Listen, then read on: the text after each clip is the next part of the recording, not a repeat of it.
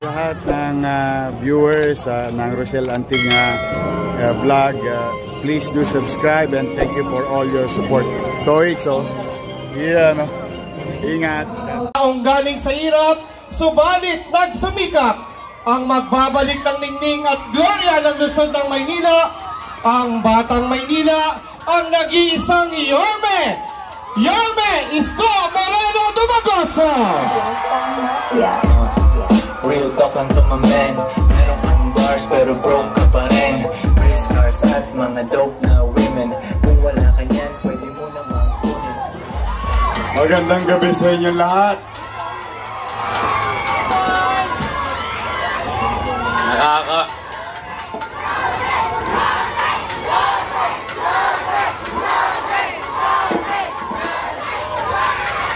Nakakagutom dito. Sa Wakaligo, may tapsilog. Oh. Tapos sa kanan ko, yung kaldero. Kumain na ba kayo? Huwag kayong magalala, hindi na bago yan.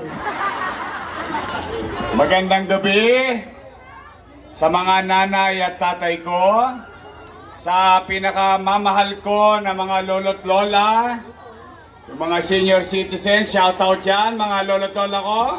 Kaway-kaway, mainit ang panahon, inom kayo ng maraming tubig, at syempre sa mga batang Maynila. Nay! Tay! Naririnig nyo ba ng maayos yung salita namin? So walang problema sa speaker. Si Apple lang talaga may problema.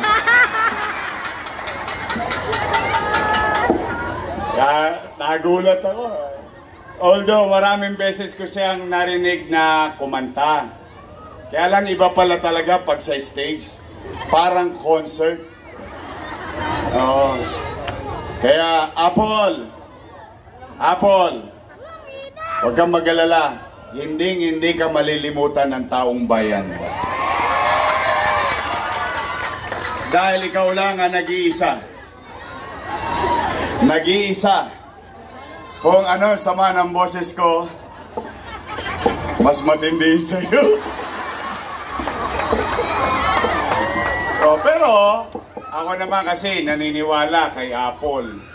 Kasi talagang nakita ko yan na nagsisikap na pahabain ang kanyang kamay at umakap sa ating mga kababayan dito sa Tercera Distrito.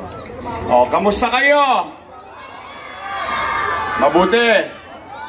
O, di salamat sa Diyos. O, at least, nakararaos tayo. O, mga nanay ko, handa na ba kayo? Handa na ba kayo? Malapit na. 37 dias na lang. Gusto nyo ba talaga akong bumalik? Uy, gusto nyo ba talaga? Sigurado kayo dyan? Yung aking mga katunggali, araw-araw ako ang pulutan. Yung isa, ako ang almusal, tanghalian, at hapunan. Yung isa naman, yung saling linggit. Ako naman ang pinulutanan. Hindi, nalulungkot lang ako sapagkat hindi ko nakita sa kanila yung mga bagay na yun. Nalulungkot ako na bakit kailangan siraan mo yung katunggali mo imbis na sabihin mo na lang kung ano ang ginawa mo sa taong bayan. Alam nyo, ako, ang paniwala ko, hindi ko alam kung pare-pareho tayo ng paniwala, ang taong naninira kasi walang nagawa. Tingnan mo yung kapitbahay mo, pati makeup mo, pinakikialaman. May masabi lang, pero ganun yata talaga ang buhay. Pero hindi ko naman sasayangin ang gabi ninyo, no? na kayo'y makakaparinig ng panira sa akin. Hindi po. Hindi po. Kaya maraming salamat kay Chairman Relucio na kami napayagan maging tablado rito. Dahil sa ganong pagkakataon, ay hindi naman kayo sasakit ang tenga nyo sa akin. Hindi ko pasasakitin ang damdamin ninyo. Hindi ko nadadagdagan ang problema ninyo. Ang dami-dami nyo ng problema, pati ba naman yung away ng mga politiko, poproblemahin nyo pa rin. Eh alam naman natin, pagtapos ng eleksyon, ang mga politiko, magkakalaban, magkakaaway, paghalalan. Pagtapos, bati-bati na. Nyangga na. Yung magkakapitbahay, nag-away-away din. Pagtapos ng eleksyon, magkaaway pa rin. I don't want to lead a city na divided. Bakit? Eh hindi naman to tungkol sa amin. Hindi to tungkol sa aming mga kandidato. Ito ay tungkol sa buhay nyo at buhay ng mga anak nyo at mga batang Maynila dito sa ating lungsod. Nalulungkot lang ako, ngayon lang ako nakarinig ng utang na loob ay pwede palang singilin. Akala ko ang utang na loob kusang binabayaran. Pero magkaganon pa man, nalulungkot ako na itong ate ko, parang nung October 9, nasingil kagad ako.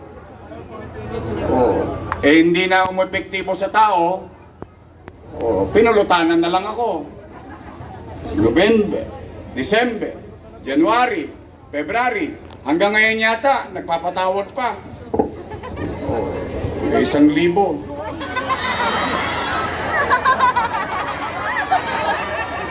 Maraming nakaka-relate ha.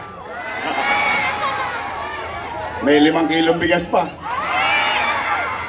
Pero pag uwi ninyo, may 1,000 na kayo, may 5 kilong bigas, pero ang sikit ng dibdib ninyo. Puro pait. O hindi, sa akin yun na marinig. Bakit? Bagay lang na malaman nyo. Magre-real talk lang tayo. Eh alam ninyo, mga taga Tercera Distrito, totoo naman. Totoo at hindi ko kinubli, hindi ko tinanggi na malaki ang utang na loob ko kay Danny Lacuna. In fact, bilang ganti ng utang na loob kay Boss Danny, o kayo po humusga ha, hayaan ko kayong makapag-isip at makapag-desisyon. O, inalagaan ko yung kanyang mga anak. Bakit? Nawala sa pwesto si Boss Danny. O, ang bilang ganti ng utang na loob, inaruga ko yung kanyang mga anak. How many years? 20 years. O, sino-sino po yan? Tingnan natin ha, kung totoo ito, magsiyasat po kayo.